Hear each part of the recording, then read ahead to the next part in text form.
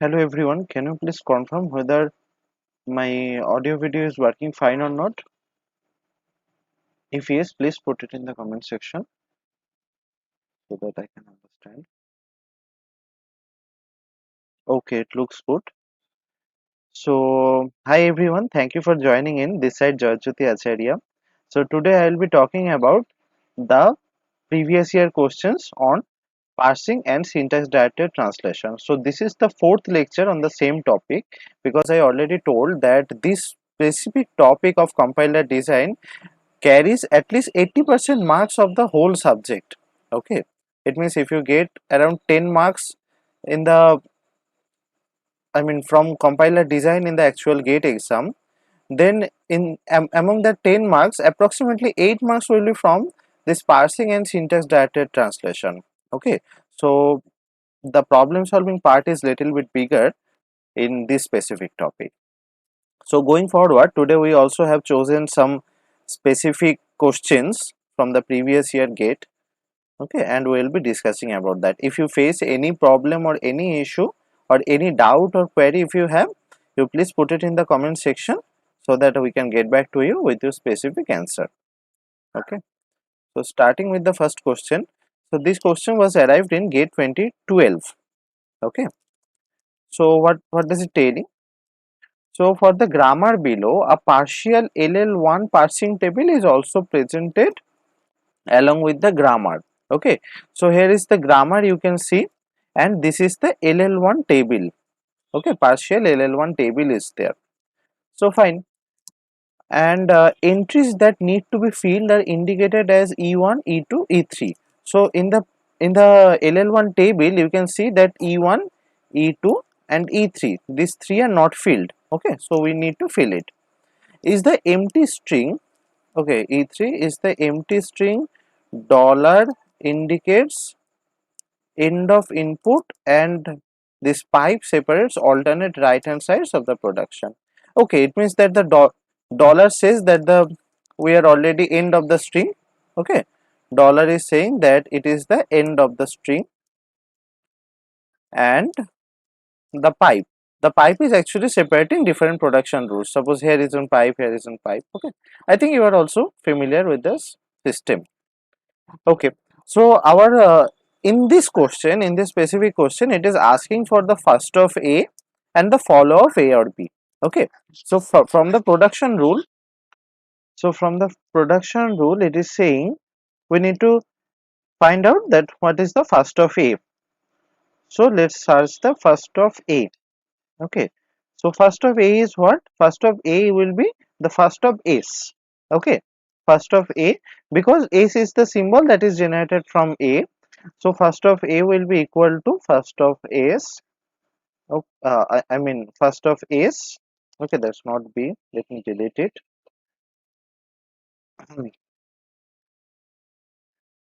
Will be first of S. And what is in the first of S? We can see that in the first of S we have small a, small b as well as null. Okay, so we have small a, small b as well as null. Okay, this is in the first of A. Now what is the first of B?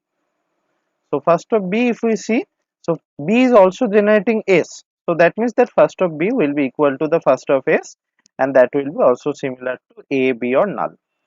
Okay, that's fine. So first of A, B is completed. Now the next part is the follow of A. Okay, so follow of A.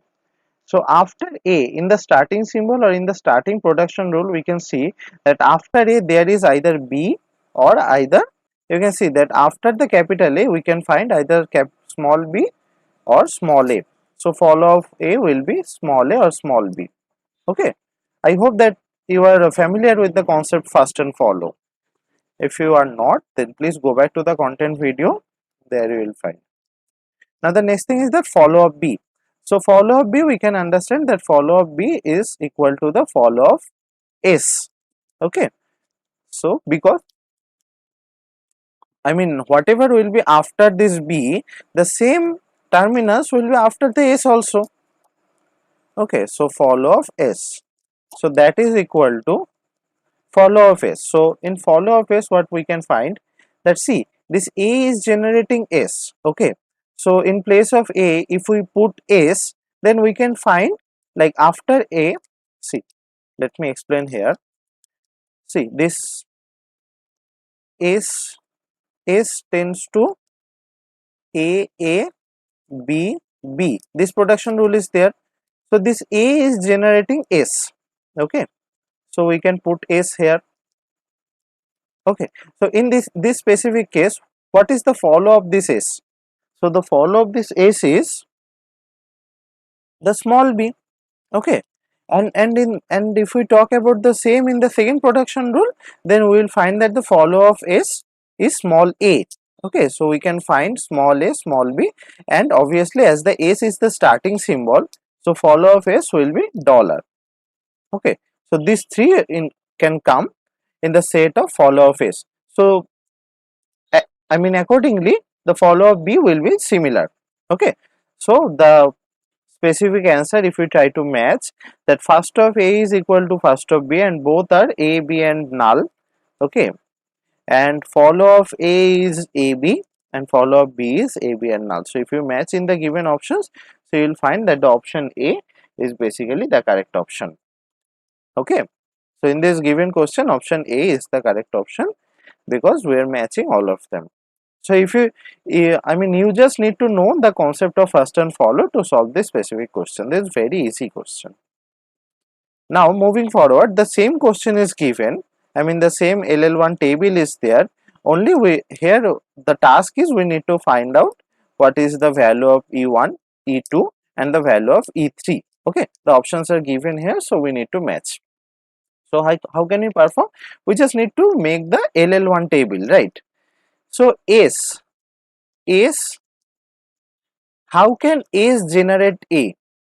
Okay, how can S is generating A? So from the given grammar you can see, S tends to A, B, B. This is generating A. Okay, I mean this production rule, S tends to A, B, B. This is generating A, and as because in the follow of S, okay, I mean if we write the first of S, let me write it. Okay, first of S. So what is the first of S? From the previous question we can find that the first of S is what? It is AB null. And what is the follow of S? Follow of S is AB dollar. Okay, so we are writing the same here. So first of S is AB null. Okay, and follow of S is, I mean, equal to AB dollar. Okay, so in the first of S itself, okay, the A is there, so the production rule can be this one, and as the first of S is containing the null also, then we need to check the follow of S also. Okay, so in the follow of S we have A, so in the A also we can add this production rule. Okay, so in place of E1 these two will be there. Okay, same if we try for E2. E2 is what? It is generating B. Okay, it is generating B. So S can generate B in two ways. One is the S tends to B. This production rule, this will come in the first of S, and as the first of S is containing null, so we need to check out the follow of S also. So follow of S, we can find that this B is also there. So there another production rule can come, that is the S tends to null. Okay, lastly that is the E3. E3 is what? The B is generating dollar. Okay, so we need to find anything where B is generating dollar. So in the first of B, if we see, so in the first of B we have AB null, and in the follow of B also we have AB dollar. Okay, so if we check out in the first of B we have AB null, and in the follow of B also we have AB dollar. Okay, these two we have. So here B is generating dollar. Okay, as the first of B is containing B tends to null. Okay, as the first of B is containing null, So we need to look at the follow up B. So follow up B is having the dollar. Okay, follow up B is having the dollar. So that means what? Only one production rule will work because B is having only one production rule, and that is itself. B tends to S, it is itself anyhow indirectly generating the null. Okay, so this production rule we need to write. Okay, so this one is the E1, this one is the E2, and this is the our E3. So if you match with the given options, I think the better perfect option is going to be the C. Okay, it is matching all the given conditions. So first of A, first of B. Anyhow, if you write the LL1 table, you can see that this E1 and E2, these two are containing conflicts. Okay, because there are more than one entry. So basically this grammar is not LL1. Okay, so we are just writing the LL1 table, that's fine, but the grammar itself is not LL1 because it is having multiple entries in a single cell. Okay, so that should not be a case for a perfect LL1 grammar. Okay, I hope that you are understanding. Now going forward with the next question, it is saying what? Let me change the color of the pen so that in black screen it is going to be understandable. So this is a given grammar. Okay, so we need to check whether the grammar is LL1 and LR1. Okay, so first of all, to check the LL1, we need to check the first of S, as it is having only one variable. So first of S is what? First of S, we can see we have A, okay, we have B, we have C. So there is no null. If there is any null in the first of S, then we need to check the follow of S. But here no null is there. So obviously we don't need to check the follow of S. So there is no conflict also. Okay, there is no conflict also because all the products, I mean all of these terminals are generated by a single production rule. If you write the LL1 table, how will it look? So S is our variable, and how many terminals are there? A, B and C. Okay, we have three terminals, and for each of these cells, cells we have different production rules only. Okay, so S tends to ASA, S tends to BS, and S tends to C. We have different production rules. Okay, so there is no conflict in the LL1 table. Okay, so obviously this grammar is, the given grammar is LL1 grammar, and LL1 grammar. Okay, this is the concept here. Okay, let me delete that one.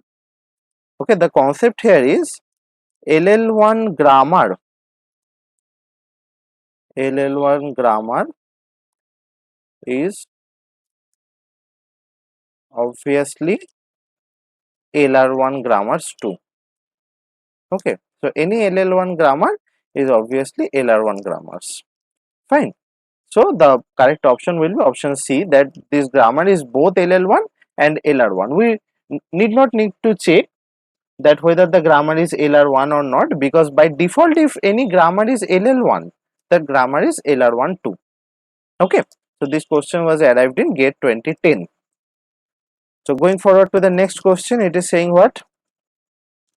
That which of the following describes a handle as Parse applicable to LR parsing.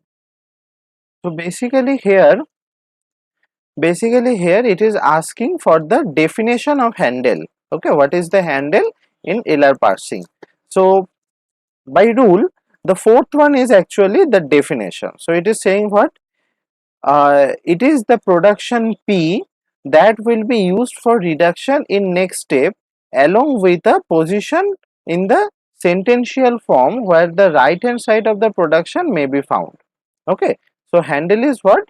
It is a type of production rule. Okay, it is the production P that will be used for the reduction in next steps. Okay, so you know that LR parsing is a bottom up parsing technique.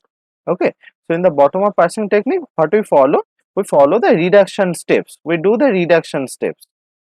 Okay, so in reduction steps, whatever the production rules we are applying, okay, whatever the productions of the right hand we are applying, those are called the handles.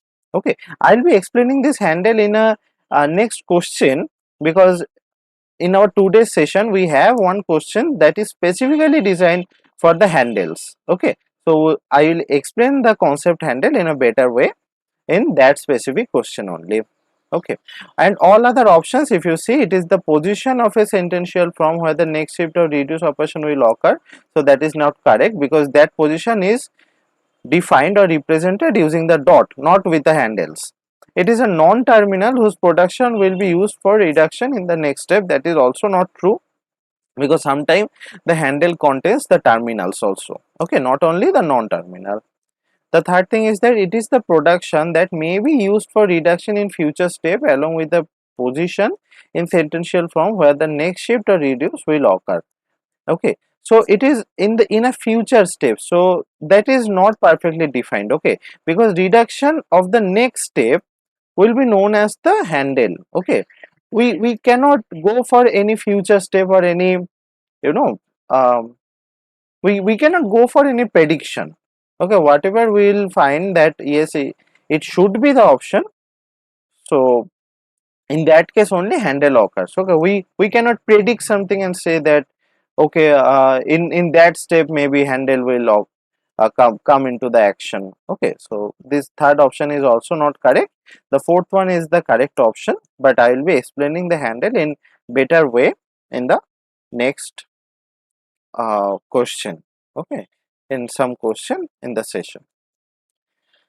So furthermore, this is in the slide 6, so it is saying that in an LALR1 parser for a grammar G can have shift reduce conflict if and only if, okay, so LALR1 parser can have shift reduce conflict.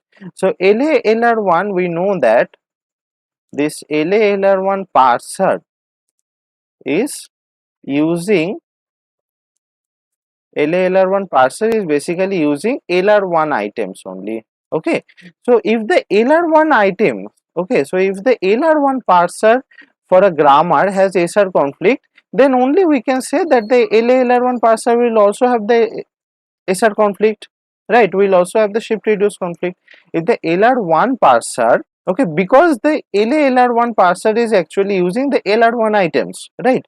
So if we found any SR conflict in the LR1 items itself, if we found any SR conflict in the LR1 item or LR1 parser itself, then we can say that yes, then the LALR1 parser for a grammar will also have the shift reduce conflict. Okay, so the option B will be the correct option, and all other like SLR1, okay, LR0, these two are wrong, and LALR1 parser for a grammar has reduce conflict. So there is no relation between this shift reduce and reduce conflict. So uh, even if the LALR1 parser is having the reduce conflict, there might not be any shift reduce conflict. Okay, or even the grammar is having shift reduce conflict, there might not be any reduce conflict. So there, these two are basically independent. Okay, so we cannot guarantee we watching only the reduce conflict. Okay, so the option B will be the correct option. Fine, this question was arrived in gate 2008. Okay, now going forward to the next question, it is saying what, it is a 2007 question. So which of the following is a top down parser? Okay, so this is a very simple and straightforward question. So we know that the operator precedence parser is a bottom up parser, as I showed you that this is the only parser which uh, parses the ambiguous grammar as well as the unambiguous grammar. Okay, all other grammars, all other parsers will parse only the unambiguous grammar. Okay, but this specific parser, the operator precedence parser, can parse the ambiguous grammar also. So anyway, the operator precedence parser is a bottom-up parser. LR parser is also a bottom-up parser. LALR parser is also a bottom-up parser, because the LALR one, I mean this LALR parser is a special type of this LR parser itself. Okay, so this is also a bottom-up parser. So the only left option, that is the recursive descent parser. This is the top-down parser. Okay, the first one is the correct option, that is the recursive descent parser. So there are two parsers in our top down parser. One is the recursive descent parser and predictive parser. Okay, and the predictive parser. So these two parsers are only, you can say that these two are only our top down parser. Okay, these two are only our top down parser, all other parsers will be bottom up parser. Fine, I hope that you have any, if you have any question till this part, please put it in the comment section. Let me see also.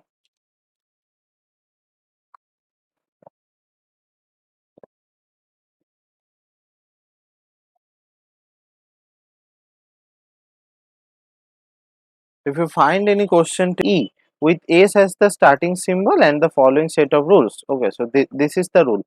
So the grammar is not LL1 because the grammar is not LL1. Okay, so for a grammar being LL recursive or not. So the grammar is not left recursive. Let's check it. So we have this production rule and this S1 can generate ES also. ES also. Okay. So overall it will be ICTSES. Okay. So we can see the grammar is, the given grammar is right recursive. So a right recursive grammar we can be also LL1. Okay, a right recursive grammar can be LL1, so there won't be any issue, right? So the grammar is right recursive, that is fine. Okay, it is not left recursive. So then what can be the issue? Let's check whether the grammar is ambiguous or not. So I should tell you that for this ambiguity, we don't have any specific rule or any specific method. Okay, if you see in the theory of computation, then this ambiguity, okay, this is actually undecidable problem. It means that we don't have any specific algorithm to check whether certain grammar is ambiguous or not. Okay, but what we can do, we can just write a string. Okay, so let me take a string. So I am taking the string IBTI BTAEA. Okay, and we can generate the parse tree also. So firstly from S. Okay, starting from the S, it is our starting symbol. So I, from S, what we can find? I, C, T, S, S1. Okay, this C can generate only B, so let it write. Okay, then T is fine. Then this S, this should generate again a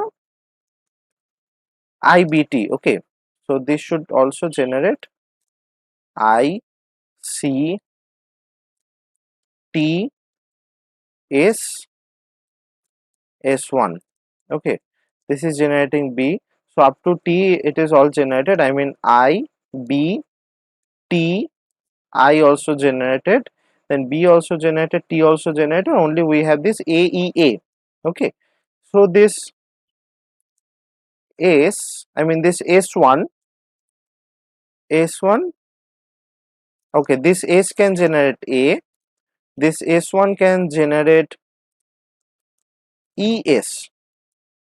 Okay, so this S can also generate A, and the above S, S1, we are writing that this is generating null. Okay, so in that way we can get our referred string, that is IBT IBT, okay, and AEA. Fine, so this is the parse tree, you can say, for the given string. Okay, now let me try that whether some another parse tree can be generated or not. Okay, so from S itself, again writing the same way, ICT S S1. So this C is generating B, T is nothing. The S is generating again ICT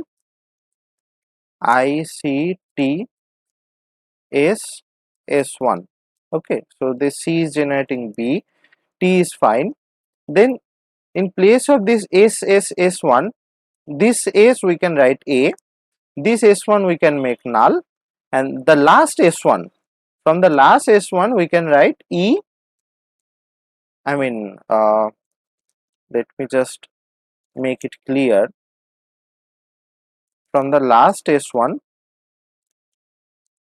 we can write ES, I mean ES, okay.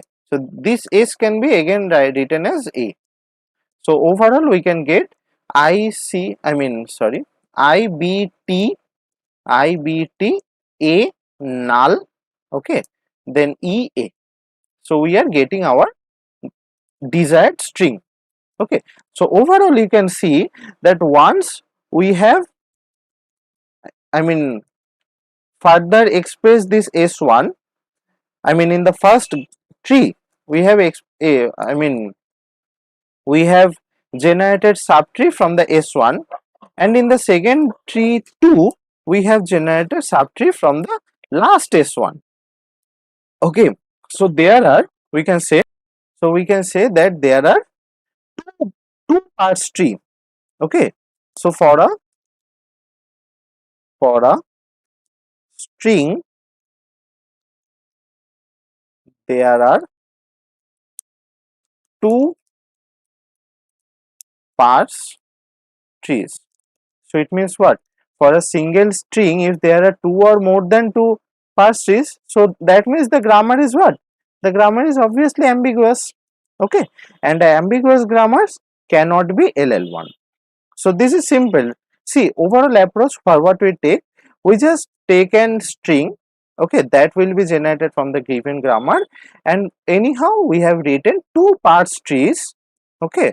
We are able to draw two parse trees for that specific string, okay. So if there is more than one parse tree for a specific string, so that we can say that the grammar is, yes, the grammar is ambiguous, okay. So an ambiguous grammar cannot be LL1, okay. So this can be the perfect condition for the grammar, that is why the grammar is not being LL1, okay. So I hope that here the concept is clear, that the grammar is not LL1, fine, because it is ambiguous. And this question was arrived in GATE 2007. Next, also a question from GATE 2007. This is also a very simple question. It is saying that every regular grammar is LL1, okay. So every regular grammar, see, the regular grammars can be ambiguous also, okay. The regular grammar can be ambiguous or unambiguous, okay. So regular grammar can be ambiguous or unambiguous. So every regular grammar is LL1. So that is not true, because if the regular grammar is ambiguous, then there won't be any LL1. I mean, the grammar won't be LL1, right? If the grammar is ambiguous, then the grammar won't be LL1, right? So it says the first statement is false, right? Now checking the second statement, it is saying that every regular set has a LR1 grammar. Okay, every regular set has an LR1 grammar. So see, if the regular grammar is unambiguous, then that's obviously fine that it is having the LR1 grammar. Okay, but if the regular grammar is ambiguous, okay, if the regular grammar is ambiguous, then also the ambiguous grammar can be changed to unambiguous. Okay, so the ambiguous grammar can also be changed to unambiguous. I hope that you are getting the point, right? See, every regular grammar is not LL1, because the every regular grammar is not unambiguous, fine, but every regular grammar can be changed to unambiguous, okay. So we can say that the equivalent grammar, so the equivalent regular grammar has a set of LR1 grammars, okay. So every regular grammar we can we can say that every regular grammar has the set of LR1 grammars also. So the second condition is true, okay. So the option C will be the correct option for the given question. I hope that you are understanding that. See, every regular grammar, I am explaining again. Okay, if you have any question, I am explaining again. See that every regular grammar, the regular grammars can be ambiguous as well as unambiguous. Okay, so if the grammar is ambiguous, then the grammar cannot be LL1. Okay, so if anyone is saying that every regular grammar is a LL1, so that is wrong, because if the grammar is ambiguous, then that is not LL1. Fine. So the first statement is false. I hope that there is no ambiguity. And in the second statement, it is saying that every regular set has a LR1 grammar. Okay, try to understand the difference. The regular grammar is a specific grammar, but every regular set, okay, a set can have, see, a set can have and grammar. Okay, a set can have grammars. So even if the grammar is ambiguous, that can be changed to some unambiguous grammar. Okay, suppose the set is, see, a specific set can be represented using multiple grammars. Okay, so we can put our own intuition and we can come up with multiple solution, and all the solution are pointing to the same set. Fine. And in those solutions, if a specific grammar, okay, if a specific solution is having the ambiguity, then we can anyhow change it to unambiguous grammars. Okay, so if we can change with that solution to that unambiguous grammar, and this unambiguous grammar is also equivalent, okay, to the main grammar, and that is also pointing to the same set of regular, okay, that is pointing to the same regular set. This unambiguous grammar is pointing to the same regular set. Okay, that means what? Every set can be unambiguous also. Okay, every set can be represented with some unambiguous grammar also, and that is why we can say that it has the LR1 grammar. Okay, it has a LR1 grammar. So that is perfect. Now going to the next question. This was arrived in GATE 2017 itself. Okay, so it is saying that consider the CFG with non-terminal as terminal, let the start symbol and following as a rule. Okay, so these are the production rules. Okay, and we need to see that which of the string, okay, which one of this string can be generated from the given grammar. So you can follow the CYK algorithm of theory of computation to see that which string is actually a member of this grammar.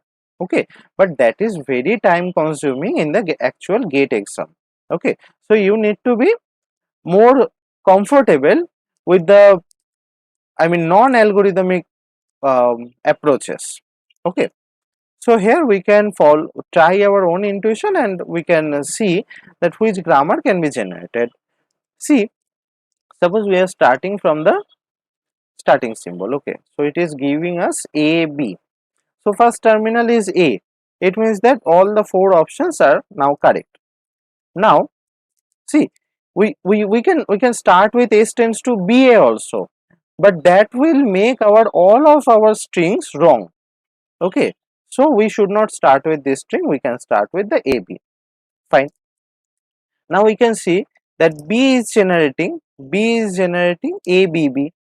Okay, so B is generating ABB.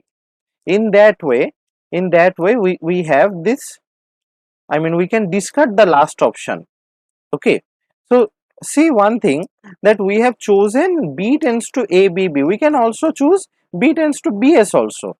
Okay, in that case only the last option will be our possible option. Okay, all other options will be wrong.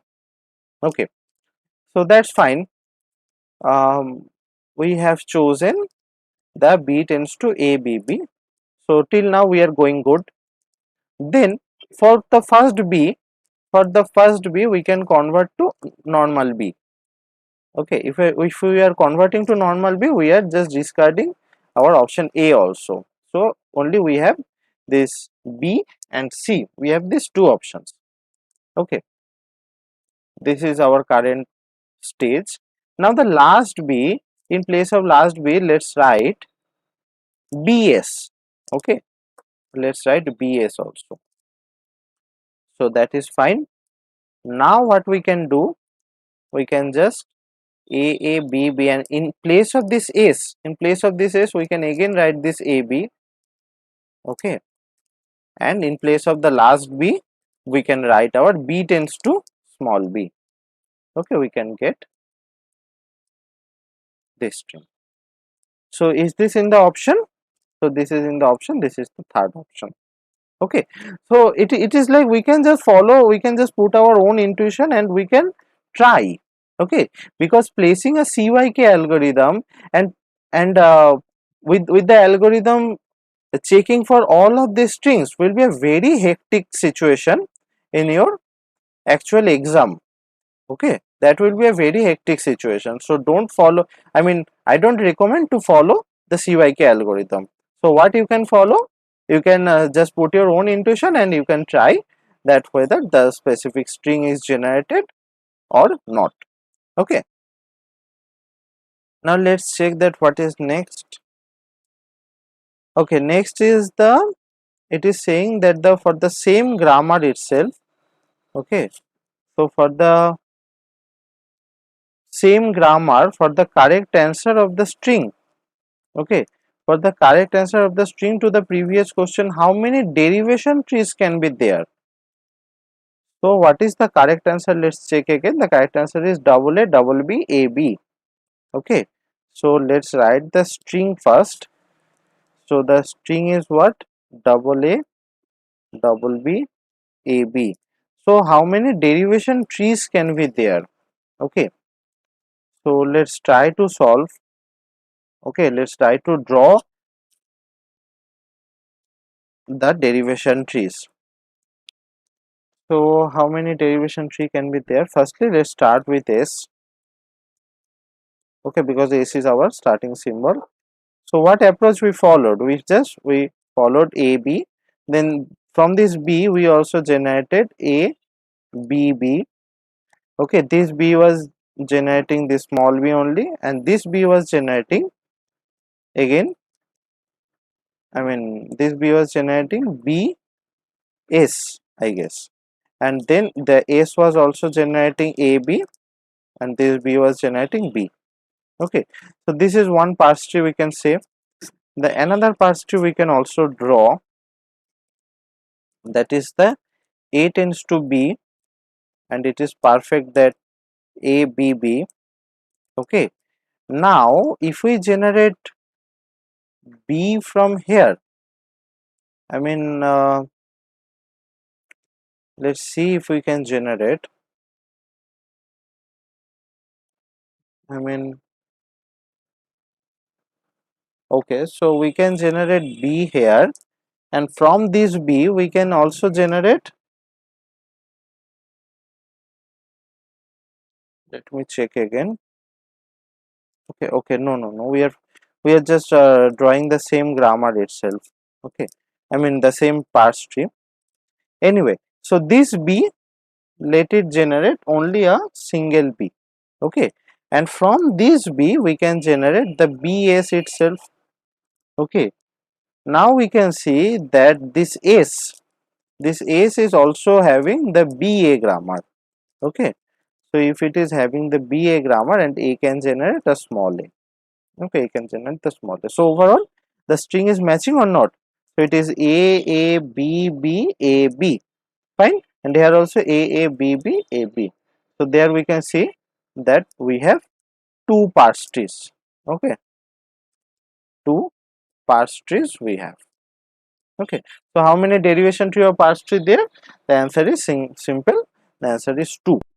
Okay, so let me tell you again that there is no specific formula or no specific rule by which you can directly say that okay, it is having two parse tree, it is ambiguous or unambiguous. You cannot say that.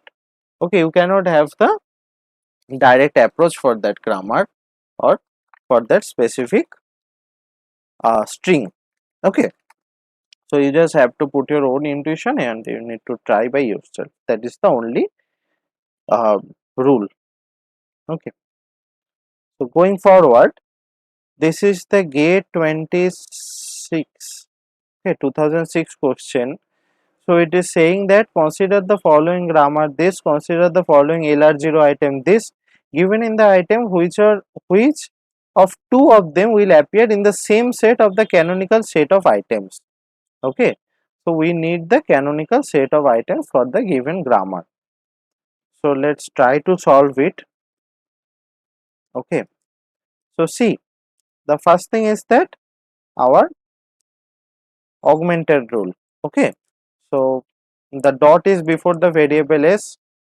So all the production rules that are starting from S, we need to write them. Okay.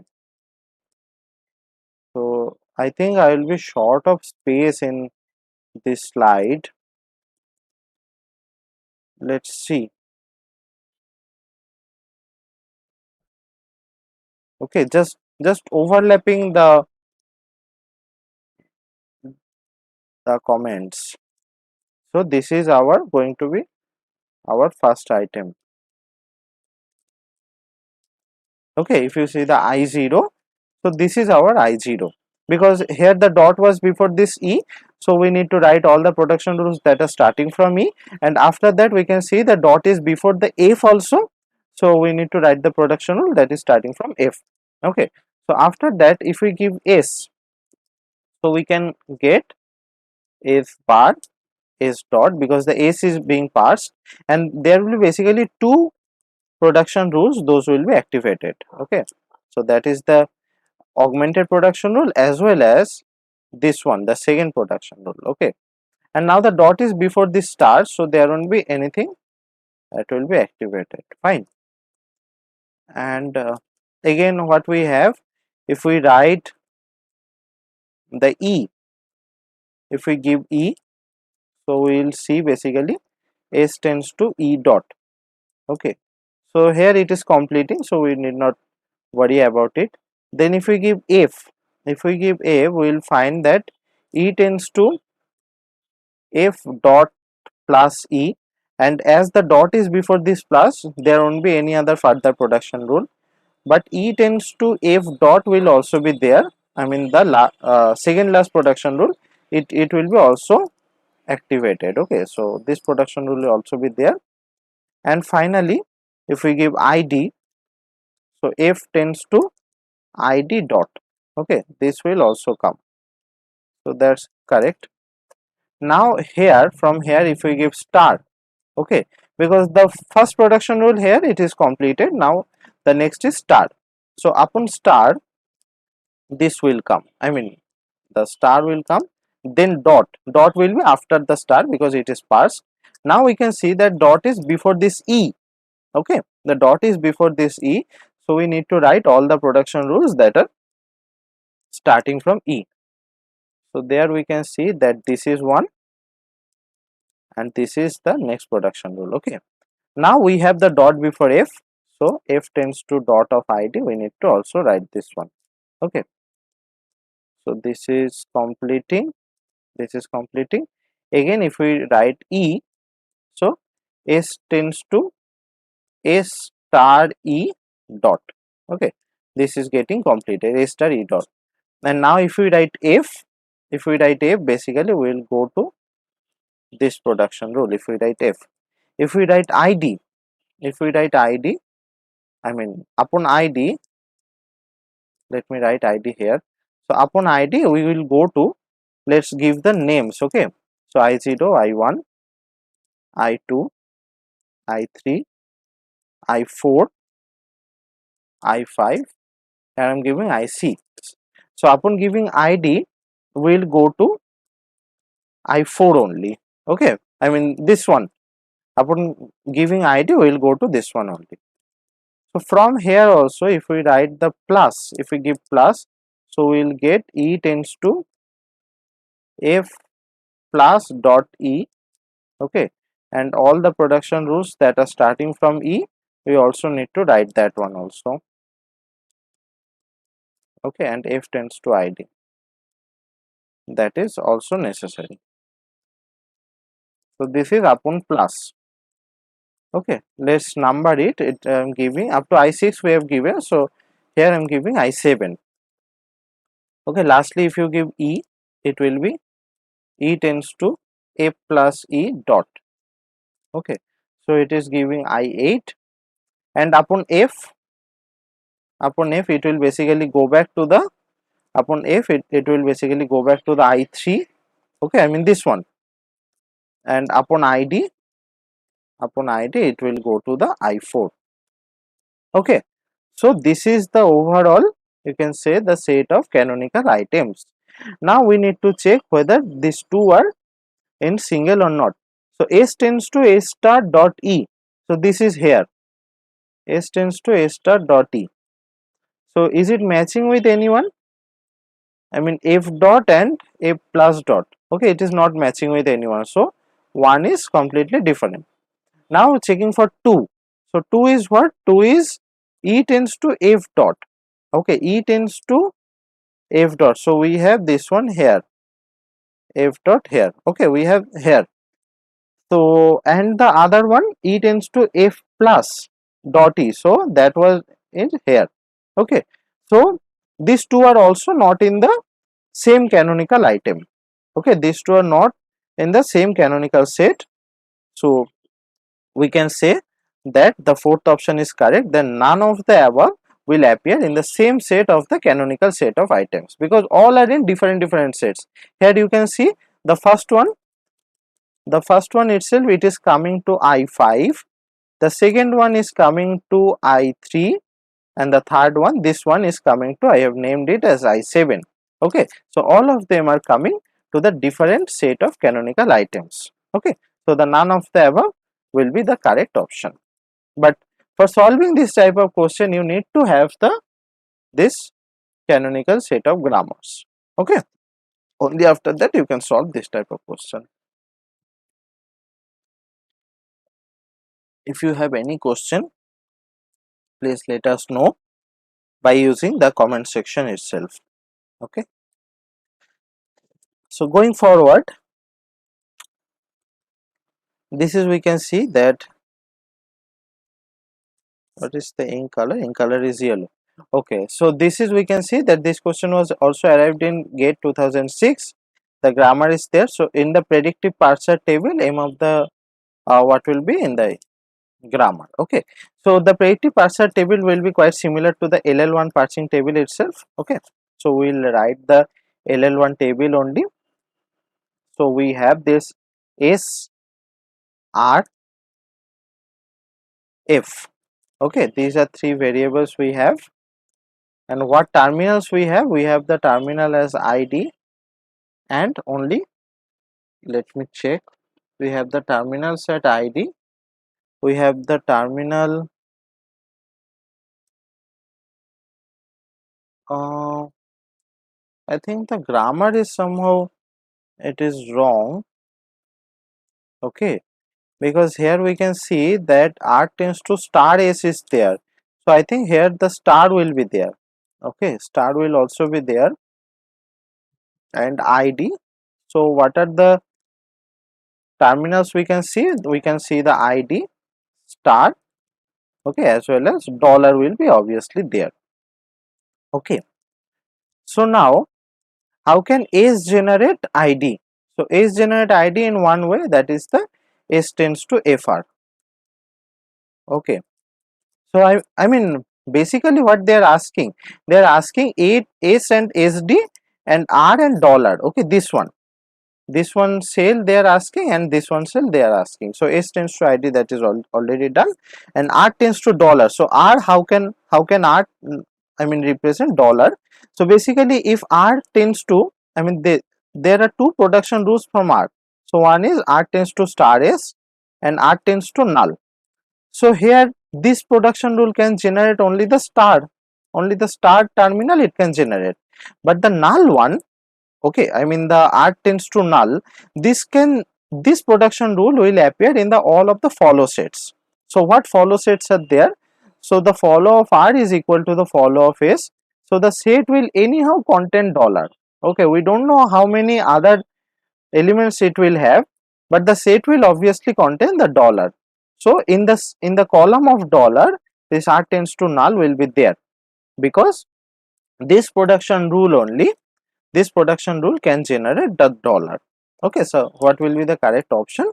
The correct option will be the option A for the given question. Okay, so I hope that you have understood. Let's going forward to the 2006 question. It is also a question from the syntax directed translation. So it is having what? It is having a input. Okay, for the input, what will be the output? That's the simple question. So let's try to write the parse tree for the given input. Okay, so our first target is 2. So let's draw here. Let's start here. So S is our starting symbol. From S we can generate E and R. Okay, E and R. There is not any other. Okay, there is not any other. Semantic action is not there. Then from E we need to generate. From E we need to generate ID. So we can generate from E, we can generate F without any semantic action, and from F we can give the ID and print value. Okay, so from F we have two things. One is the ID, and here just printing I am just writing as P in braces. We are writing ID. Okay, so that's fine. Now from the E it is fine also. Okay, and from the R, the next thing we need to generate, that is the start. Okay, so from the R we can generate, we can have the second option. So it is like E start E. Okay, then print of star, and we have R also. Okay, so star is fine, that is the terminal.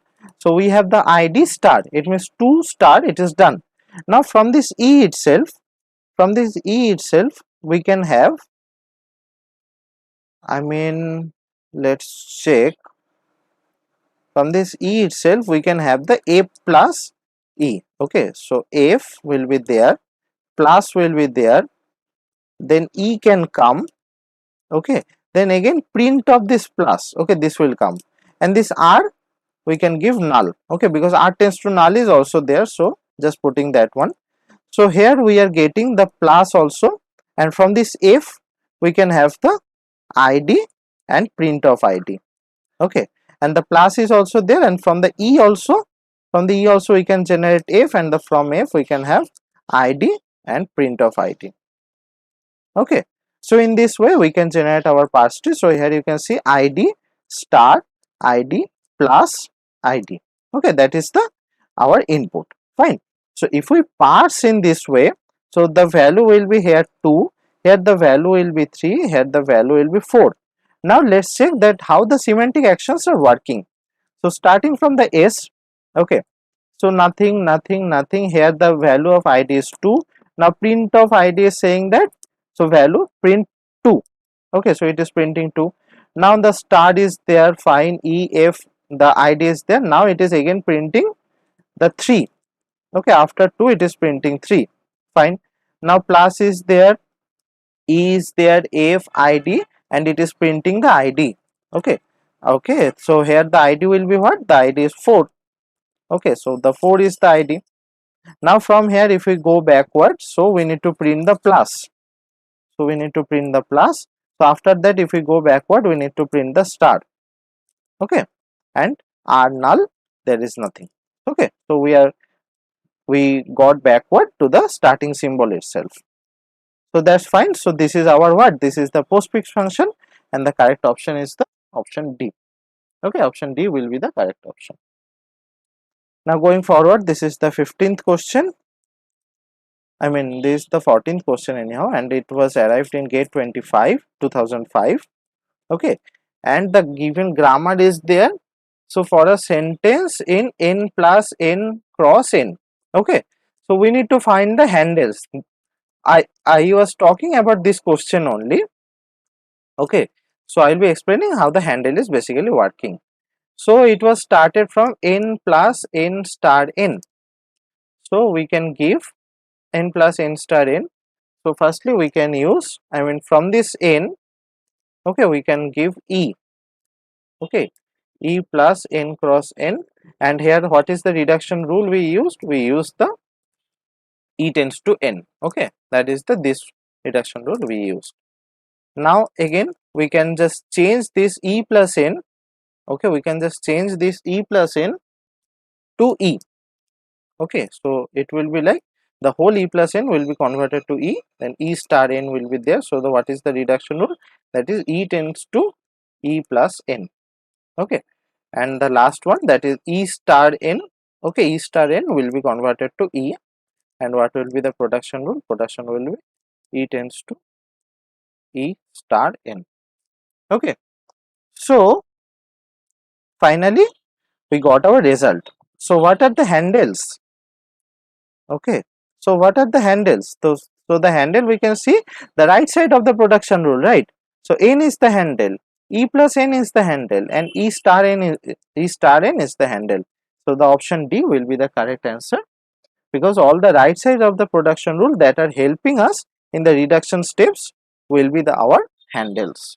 Okay, so in this way we can calculate that which handles we are using. Now this is the last question. Okay, sorry, just going back, it is the last question that was arrived in gate 24 2004. So it is saying that for the hash it is performing multiplication, and for the AND it is performing plus. Okay, so we can change the expression in this way. In place of hash we can give star, and in place of AND we can give plus. Okay, 5 star 6 plus 4. Okay, and if you see the priority, so that one which is in the below, okay, I mean whatever operation is working in the last way, so that is having the higher priority. So here we can see that plus is operating after star. Okay, plus is operating after star, so plus have the higher priority, and star or the multiplication is having the lower priority. Okay, it is having the lower priority. So all the plus operation we will first perform. Okay, all the plus operations. So we can find that 2 is coming, 8, 3 plus 5, it is 8 is coming, and here 10 is coming. Okay, now we will left with the multiplication operation. Now in the multiplication operation, if you see, so this is the left recursive operation, right? So E tends to E, it is in the left recursive. So firstly we need to do the left thing, then the right one. So 2 into 8, it will be 16 star 10. Okay, and overall it will be 160. Fine. So in this way we can solve this type of questions. Okay, in this way we can solve the expression, or we can evaluate the expression, or there is also another way. We can also follow the parse tree concept, and you can I mean you can write the parse tree with the semantic variables or the semantic actions, and you can also solve the same question in that way. But that will be for my thinking, that will be a bit hectic, and this will be the easier way. Okay, so if you have any question, please put it in the comment section. Our team or me will reach to you for the clarification. Okay, so thank you for joining, and keep subscribing and keep watching our GATE CS